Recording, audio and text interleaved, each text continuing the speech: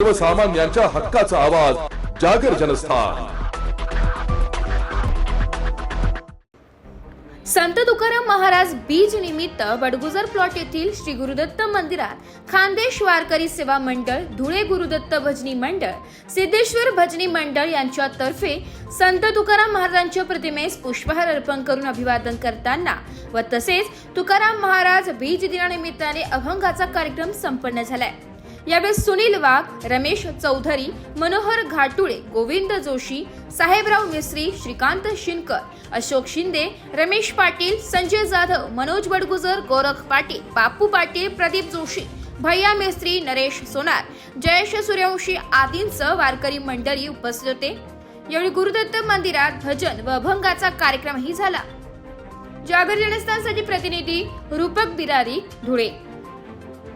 जगद्गुरू संत तुकाराम महाराज यांचा 375वा बीज महोत्सव संपूर्ण जगभरात साजरा होत आहे।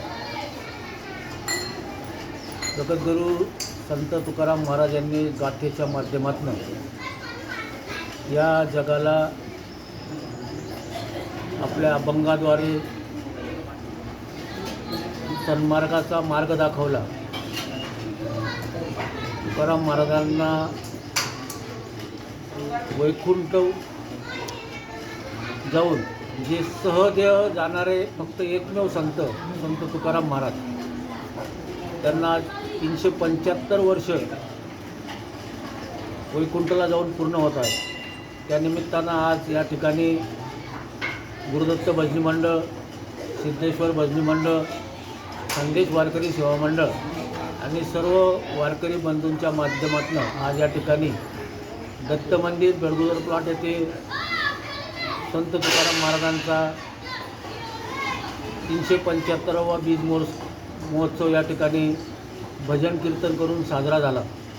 आज या ठिकाणी सांगायला वाटतं की जगाला योग्य तो मार्ग आणि योग्य ते संस्कार दाखवण्याचे दृष्टिकोनातून तुकाराम महाराजांचं कार्य हे अलौकिक आहे आणि त्यांच्याच कार्यरूपानं आज महाराष्ट्रभरात विशेषतः देहू परिसरामध्ये भंडारा डोंगर असेल, भामरागड असेल, देहू देवस्थान